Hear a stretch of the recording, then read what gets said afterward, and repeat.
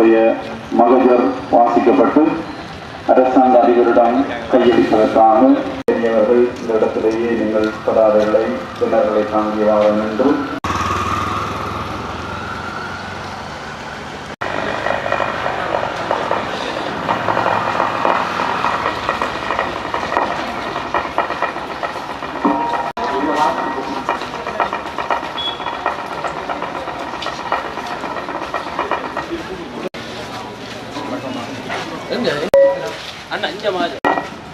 ஐயா, மென் மதுபான பியர் விற்பனையை நிறுத்துதல் மற்றும் நானாட்டான் ஒலிமடு பகுதியில் அமைந்துள்ள கள்ளுத்தவரணையை இடம் மாற்றுதல். மண் சிவராஜா இந்து வித்தியாலயம் நானாட்டான் வளாகத்திற்கு அருகாமையில் இயங்கி வரும் மென் மதுபான சாலையை நிறுத்தும்படி 34 கிராம மட்ட அமைப்புகளும் 3 பாடசாலை நிர்வாகங்களும் 3 மத பெரியார்களும் இணைந்து 10/10/2020 செயலாளருக்கு முகவரியிடப்பட்டு தங்களுக்கும் பிரதி அனுப்பியிருந்தோம். இது தொடர்பாக பிரதேச செயலாளர் மதுவரி திணைக்களத்திற்கு எமது கோரிக்கையை உறுதிப்படுத்தி அனுப்பிய கடிதத்தின் பிரதிகள் எமக்கு கிடைக்க பெற்றது. நாங்கள் கேட்டுக்கொண்டதற்கிணங்க எந்த நடவடிக்கையும் குறித்த மதுவரி திணைக்களம் மூலம் இதுவரை எடுக்கப்படவில்லை. இது தொடர்பாக கௌரவ ஜனாதிபதியின் செயலாளரோடு எமது மன்னார் ஆயத்தந்தை மற்றும் மன்னார் குறுமுதல்வர் ஆகியோர் தொலைபேசி மூலம் கதைத்த போது 31/12/2023 வரை குறித்த மென் மதுபான சாலைக்கு வழங்கப்பட்ட அனுமதி பத்திரம் தொடர்ந்து கால நீடிப்பு செய்யப்பட மாட்டாது என தெரிவித்திருந்தார். இந்த மென் மதுபான சாலையில் பியர் விற்பனை தொடர்ந்து நடைபெறுகின்றது. இந்த மென் மதுபான சாலை தொடர்ந்து இயங்குவதால் மேலும் சில மதுபான சாலைகள் இயங்குவதற்கு முனைப்புகள் நடைபெறுகிறது எனவும் அறிய முடிகிறது. மேலும் இந்த மென் மதுபான விற்பனை நிலையத்திற்கு அருகாமையில் மண் சிவராஜா இந்து வித்தியாலயம் மற்றும் கத்தோலிக்க இந்து சேவக்காலைகள் இருந்தும் குறித்த அனுமதி பத்திரத்தில் எல்லைகள் பிழையாக காட்டப்பட்டு அனுமதி பத்திரம் பெறப்பட்டுள்ளது குறிப்பிடத்தக்கது. எனவே மேற்படி மென் மதுபான பியர் விற்பனையை நிறுத்தாத பட்சத்தில் எமது பாடசாலை மாணவர்கள், இளைஞர்கள், வறிய மக்களின் வாழ்வாதாரம் பாதிக்கப்பட்டு பல பிரச்சனைகளுக்கு முகம் கொடுக்க வேண்டிய துர்ப்பாக்கிய நிலை காணப்படுகின்ற பாடசாலைக்கும் அருகாமையில் பாடசாலை பிள்ளைகளின் நலன் கருதி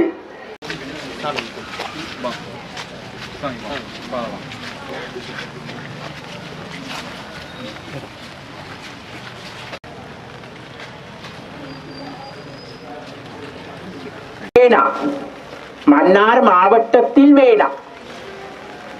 நானாட்டான் மட்டும் இல்லை, நீங்க கடினத்துக்கு இழந்திருக்கு நானாட்டான் உள்ள வேணாம், அப்படி சொல்ல வேணாம். ஸ்ரீலங்காவுக்கும் வேணாம். ஸ்பெஷலி மன்னார் மறை மாவட்டம், மன்னார் மாவட்டம் வேணாம். அதுதான் கட்டாயம் சொல்ல வேணும். மன்னார் மாவட்டம் வேணாம், வேற வெளிநாட்டுக்கு கொடுங்க சொல்லுங்க. கட்டாயம் அம்மா இந்த வேலை பிழையா இருக்கு. ஸ்கூல் பக்கத்துல சைபக்கார ஸ்கூல், இந்த பக்கம் டிலாசா ஸ்கூல் இருக்கு. அதை பார்த்துட்டு தான் செய்ய வேணும். எந்த விதத்திலும் ஒரு மனிதன் அழிக்கப்படுவதை நாங்கள் விரும்புவதில்லை, விரும்பவும் கூடாது. அதற்கு தோல் கொடுக்கின்றவர்களும் எங்களுக்கு ஒரு எதிர்ப்புக்கு உள்ளாவார்கள் என்பதை இந்த நிகழ்வு எங்களுக்கு சொல்லுகிறது. என்னுடைய மதிப்புக்குரிய குரு அவர்கள் சொன்னது போல, பௌத்த குரு சொன்னது போல, இந்த அனுமதி என்பது மன்னாரில் மட்டும், இங்கே மட்டுமல்ல, நானாட்டில் மட்டுமல்ல, கலமன்னாரிலும் மன்னார் 2ஆம் கட்டையிலும் விடத்தீவு பாதையிலும் இந்த அனுமதிகள் வழங்கப்படுவதற்கான பல முயற்சிகள் திரைமறைவிலே மேற்கொள்ளப்பட்டுக் கொண்டிருப்பதை இந்த இடத்திலே நான் பதிவு செய்து கொள்கிறேன். திறக்கப்படுகின்ற அனைத்துக்கும் நாங்கள் எதிர்ப்பு தெரிவித்திருக்கிறோம் மன்னார் பிரிஜியல் குழு சார்பிலே. அதை இன்னும் தொடர்ந்து நாங்கள் சொல்லிக் கொண்டிருப்போம். எங்களுடைய மன்னார் மக்கள் அழிகின்ற கள்ளத்தனமான திட்டமிட்ட வழிகளில் இதுவும் ஒன்றாக இருக்கின்றது. ஆகவே இந்த வேளையிலே எங்களுடைய மதிப்புக்குரிய அரசு அதிபருக்கும் எங்களுடைய மதிப்புக்குரிய செயலாளர் அவர்களுக்கும் நாங்கள் சொல்லி வைப்பது, நாங்கள் அழிந்து விட்டோம், ஏலமானவரை அழிக்கப்பட்டு விட்டோம், அழிந்து கொண்டே இருக்கிறோம். இந்த அழிவுக்கு உட்படுவதற்கு எந்த விதமான அனுமதிகளும் வழங்க வேண்டாம் என்று மிக்க தாழ்மையோடு இங்க இருக்கிற என்னுடைய மதிப்புக்குரிய குழுக்கள் சார்பிலும் மக்கள் சார்பிலும் உங்களை அன்போடு கேட்டுக்கொள்கிறேன். சமுதாயத்தில் நடக்கின்ற அநீதியான செயல்களுக்கும் முறையற்ற செயல்களுக்கும் ஒரு மிக பிரதானமான காரணியாக இருக்கின்ற இந்த மென்மதுவை உங்களுடைய தலைமையிலே நான் இருக்கின்றேன். இலங்கையிலே 200 அனுமதி பத்திரங்கள் வழங்கி இருக்கின்றார்கள் என்று அரசாங்கம் தற்பொழுது நான் நினைக்கின்றேன் செய்திகளிலேயும் கேள்விப்பட்டிருக்கின்றோம். அதாவது மன்னாரிலே மட்டுமல்ல, இலங்கையிலே நடக்கின்ற தீய செயல்கள் அனைத்துக்குமே நான் நினைக்கின்றேன் ஒரு மென்மது முக்கியமான காரணியாக இருக்கின்றது. இப்படியான செயல்பாடுகளிலிருந்து சமுதாயத்தை காப்பாற்றி தருமாறு உங்களுடன் நாங்கள் இந்த கோரிக்கையில கேட்டுக்கொள்கின்றோம். பெண் என்ற ரீதியிலே இந்த மது தொடர்பாக நான் பல விடயங்களை முன்வைக்க விரும்புகிறேன். எனது வீட்டிலே இவ்வாறான குடிவகை இல்லை.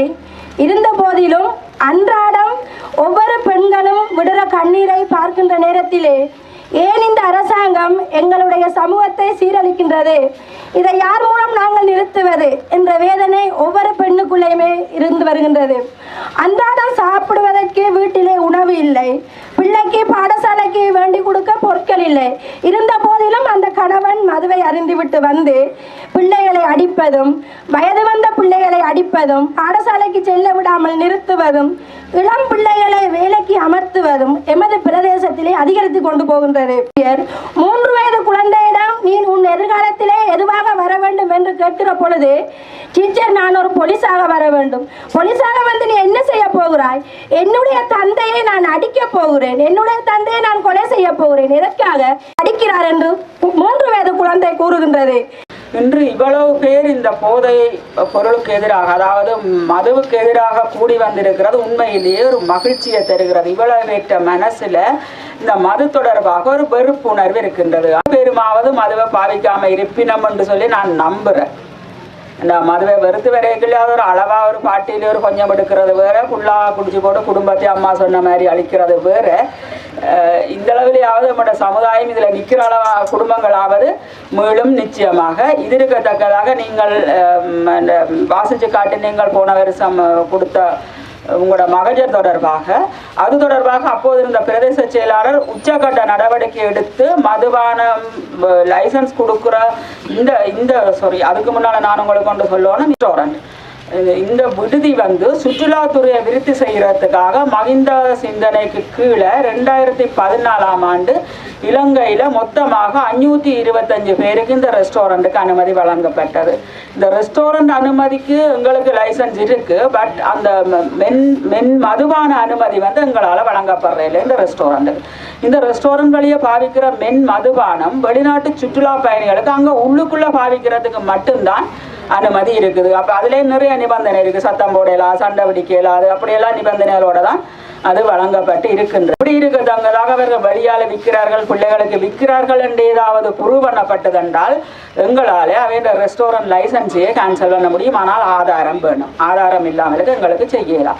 இந்த 525 மதுபானம் இல்லை ரெஸ்டாரண்ட் தொடர்பாக அவைய லைசன்ஸ், அந்த மதுபான லைசன்ஸ் தொடர்பான 2 சம்பந்தமான கேஸ் ஒன்று இன்றைக்கு உச்ச நீதிமன்றத்தில் போய்கொண்டிருக்கு. சில வழியில் எங்களோட கையில் இந்த லைசன்ஸ் மாறலாம். அது வரைக்கும் நாங்கள் எடுக்கக்கூடிய நடவடிக்கை அரசாங்க அதிபரோடாக இதை இயன்றளவு தடுக்கிறதுக்கு என்னென்ன செய்யலுமோ அந்த நடவடிக்கை எங்களால் எடுக்க இயலும். வணக்கம். நானாட்டான் என்பது ஒரு விவசாய பூமியானது. பழைய காலத்திலே இலங்கையிலே 2வது பெரிய அரிசி ஆலை நானாட்டான் இந்த மையத்தில் இருக்கப்பட்டது. இந்த அரிசி ஆலையானது யுத்த காலத்தின் பின்பு அழிக்கப்பட்டு இதன் கிளையானது மாந்தை, அடம்பன், முசலி போன்ற இடங்களிலே இந்த ஸ்டோர்ஸ்கள் இருக்கின்றது. இது சம்பந்தமாக நாங்கள் மீள் கட்டுமான பணியை கொண்டு வரலாம் என்ற போது எங்களுக்கு பெரிய இடத்துல தொடர்புகள் கிடைக்கப்படவில்லை.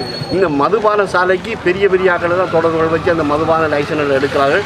இப்படியான இந்த விவசாயிகளுக்கு வந்த மாதிரி ஜனாதிபதியோட கதைச்சி இந்த பழைய பாரிய மில்லுகளை உருவாக்குவதற்கான முயற்சி யாருமே எடுப்பதில்லை. நீர்க்கரை குளத்தை நாங்கள் 2 அடி உசத்துவதற்காக பல வழிகளில் முயற்சி செய்தோம். அதுக்கு இந்த மதுபான சாலை உரிமையாளர்கள் ஜனாதிபதியோட நெருங்கிய நண்பர்கள் எங்களுக்கு உதவி செய்வார்கள் இல்லை. தயவு செய்து விவசாயிகளின் வயிற்றில் அடிக்காமல் இந்த மதுபான சாலைகளை நிறுத்தி பிள்ளைகளின் கல்வியை உயர்த்துவதற்காக ஒத்துழைப்பு வழங்குமாறு உங்களை அன்போடு கேட்டுக்கொள்கிறோம்.